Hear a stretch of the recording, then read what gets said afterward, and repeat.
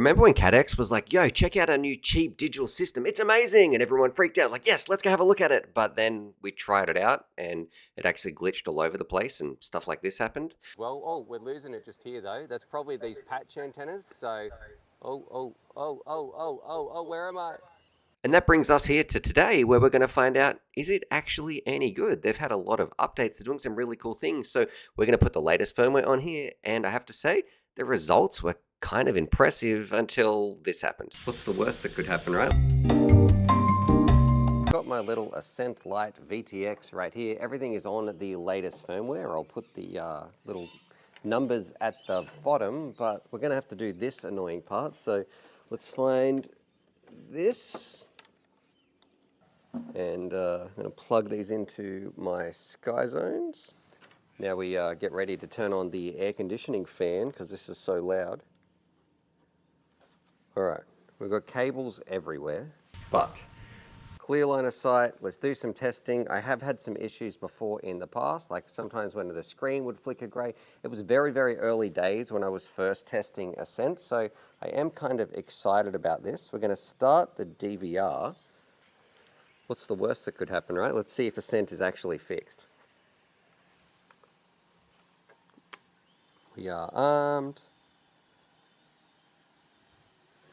Feels weird to fly and also sit down. Now I'm going to take this easy just as we first head out just a little bit. Now when I first used to try and fly here with Ascent, I must say I got some terrible interference. So I don't know what that was from or what was causing that. It wasn't so bad when I went out to like away from some houses and Wi-Fi, those sorts of things, but it looks like that's not the case. I'm going to do some of that, to see if we can replicate some of that stuttering, which was in the yaw. Seemed like the video used to chop left and right. That doesn't actually seem to be the case. So I'm feeling a little bit more confident.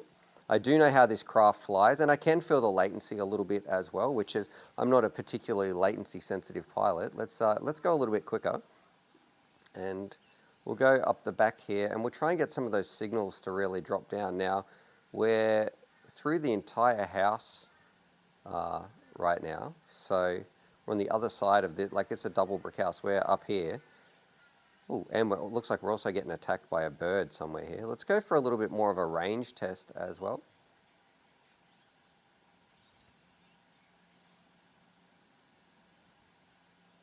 Keeping an eye on everything. Looks like we've still got full signal strength as well out here. Now I'm actually a bit of a chicken. I shouldn't be testing this over water, and normally I don't like to fly the cheap systems out this far. But I am getting more and more confident with it. That latency is never really going to disappear. I think that's just something we've got to get used to. Caddx does have the other solution of like the Walksnail avatar as well. But this is probably the meat and potatoes of this. Is Ascent fixed? Can you enjoy it? Is this a cheap digital solution that people can still have a good time with? And I think the answer is yes. Like, what is one of these VTXs? Like, I'm going to put it on the screen. I think it's pretty cheap, right? For the camera VTX combo, and you get visuals that look like this. So this is performing significantly better than when I first had it. And that really begs the question to say, is Ascent fixed? Yes. This latest firmware, I don't seem to be having any issues when previously I couldn't even fly sometimes at this location because I was getting some interference. Now, I don't know if that was like from the router or what is it called? Starlink from next door or whatever was going on with the internet, whatever that interference was. But it doesn't really seem to be the case. And it's like hardly breaking up as well. So look, let's go on the complete other side of the house. And I'm going to fly under here, and I've crashed into the, can I save it? Yes. Where I am just here, and I've got the camera angle too high, just like behind some fridges. There's 2 fridges in here which would be going behind. Where am I? I have crashed the drone. I thought I could save it. Can I get out of here with a flip to crash? I don't think so. No. Interestingly, Telemetry recovered. Even, no, I'm going to burn a motor if I keep doing that. I'm going to turn it off. But interestingly there, I actually lost my radio link and the video link was still pretty solid. Telemetry lost. So that's kind of saying something. There was some pretty wet grass down there, so it's a little bit of water that's coming off. But all in all, like, is Ascent fixed? Yes. So there's still things they can do to make it better. Also, yes, the fan is ridiculous. Like, I don't know if that is actually coming through, but the volume here is, I have to unplug it. That's extremely annoying. There's still no easy solution to mount this. You can use the Ascent light goggles, and I guess if you're getting that combo, that's a really good place to start, to have a set of goggles that you don't have to worry about the fan or anything like that. You're going to get some decent range as well if it performs like this one, which I don't know why it wouldn't. But yeah, the updates, they seem to have made a big difference. I don't like this, like the amount of cables and stuff, and I really don't like that the HDMI cable they give you doesn't even fit their top of the line, like the Goggles X. That's kind of stupid. They reckon they're going to fix that, but we'll just have to wait and see in some future versions. Overall, would I get the Ascent?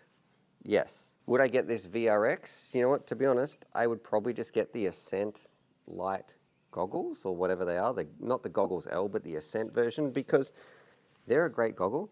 I like them, and if they get the same performance as this whole setup with the ground station stuff, I don't really like. I think you're much better suited just to get the native goggles, because they're pretty comparative price anyway between that and the actual goggles. Unless you have something like, maybe you really like your Sky Zones, you really like your HD Zeros, and you just want to get some cheap, good-looking digital, and you're not too concerned about the latency, which, look, to be honest, wasn't actually that bad. So then I guess the real question is, Stu, do you recommend Ascent for people jumping into the hobby? And I mean, yeah, I think it's come a long way, and if you like the pretty image, you're going to have a great time. I would have loved to have started with this. That's probably what I'd say.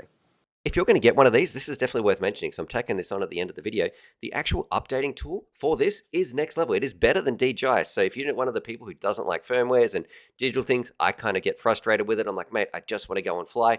The Caddx PC tool is actually amazing. It's on their website. You simply open it up, you just connect it by USB and like load firmware. It's similar to DJI, but I must say it's even faster. Like, sometimes DJI takes forever to recognize my USB. I can't believe that Caddx, like the actual PC tool, just works. Obviously, someone over there at Caddx is starting to say, hey, our users are not liking doing the firmware updates. 10 out of 10. I really, really like the update firmware tool that they've got here. For Windows anyway. I don't know what it's like on other systems.